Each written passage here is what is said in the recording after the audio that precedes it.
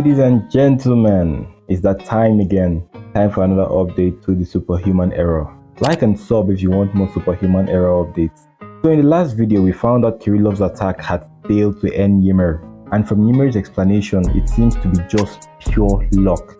But speaking of luck, Kirilov's own seemed to have just run out. So see what happens next. Love takes off his eye patch. I've been wondering why he's been wearing eye patch for a while now. And the truth is that covering his eyes lets him stockpile more power. Basically, covering his eyes stores his attacks and makes it stronger when he removes the eye patch. Oh yeah, if you thought that's how the eye patch works, raise up your hand. I don't see any hands. So we all didn't know. We didn't guess it at all. But even when he removes the eye patch, it's still not helping the situation. Guys, I don't think Kirilov is surviving this. Like, this is the point where I'm thinking is the end for Kirilov for real. When Chalitafo attacked Kirilov and Yang, then I also thought that they were not going to make it, but it was like, they might. But this one, I see no hope for Kirilov, man. Only him alone in La Pieta, bruh. He was bound to lose, gang. Like, they set him up for failure from the start, man. L for my boy. Anyways, Kirilov's last moment is about to meet its end. And when all hope is lost and Love's face was already full of peace, St. Pearl arrives. Bro! How much aura, gang. St. Pearl just keeps gaining more and more and more aura throughout this series, gang. Her arrival was a real groundbreaking entrance. Real groundbreaking, everywhere shook, bruh. Ymir turned and saw her, gang. And from her face, we know St. Pearl is not joking around. Bro, she's on smoke, she's on timing now. And I love this about her, gang. It's straight to punch town for this boy. And another thing is, her arrival is immediately reported to Chalitafo. We don't see what comes out of that for now, but Ketchup Man, Stu, and Ayla have found a way to end the never-ending battle. So this is how it is. There's a stronger Inhuman that keeps replenishing these monsters. So if they don't defeat the stronger Inhuman, these lower level monsters will just keep spawning and spawning, and they will never ever win. So now they've gotten a plan to defeat the stronger monster. First to find him and then to defeat him. And on the other end, Muriel and Behemoth finally make their grand entrance. It's been a while we saw Muriel. To be honest, I even forgot about him with his ugly They finally make their grand entrance, and I think now their grand plan is starting. I wonder what they're up to now. Anyway, the reason they came here was to address an oddity. I guess something is not going according to plan for them. And they also came to address Poingoid. Yeah, this guy's name, Poingoid. Can you all try and say Poingoid? How does it sound? Anyway, they try and address Poingoid's betrayal. So you know, the Inhumans, Nangi and the rest, with Haoran and Danyang, they captured Poingoid, that snail-like Inhuman, and they took him on their journey. They made him an informant for them. And Poingoid was actually enjoying his time with them. Like, they weren't treating him badly or anything. They were actually having fun with him.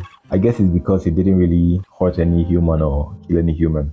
And so he got attached to them and sold the Inhumans out.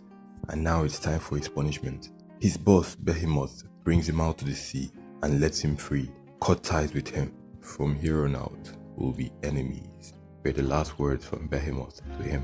Not gonna lie, I kinda like Poingoid now. This panel is just too real. The passing of his leader, the maltreatment from his fellow Inhumans, and the contrasting treatment from the Superhumans. These experiences all led to a change of heart in him. But now his boss is back. Does he regret all those memories and revert back? No. The margin of time cannot be unwound. Once gone, the feelings cannot be what they once were. The story of Poingoid's heart. Inhumans also have emotions. And moving on from that, we see Basilov finally encountering an opponent in the Duat Labyrinth, and he's a tricky opponent. We find some interesting information. His opponent said only special beings can enter the Duat's Labyrinth. So that gets us thinking, so Basilov and Kang, there's something different about them compared to all the other superhumans, I guess? Or maybe the guy was trying to play mind games also. And this battle was tricky. Like, the Duat Labyrinth has no way out. It has no openings at all. It's a whole maze that has no exit. And it also gives hallucinations. So you'll be seeing things that are really not there for real. Like, this might be the worst opus because it requires a mental and emotional battle as well as a physical one. So my guy is fighting 3 battles there. Basilov is fighting 3 battles. Imagine where you think you're fighting your opponent, an Inhuman that you don't have to think about, don't have to really care about or have mercy on him. But when you're done, you find out he was a human all along. Like, how messed up would that make you, gang? Like, do you know how that will mess with your head? Out of all these fights going on and all these opposites, if I can say that, out of all these fights going on in this opus, I think the one in the Art Labyrinth is by far the worst. I know, well, by far the worst.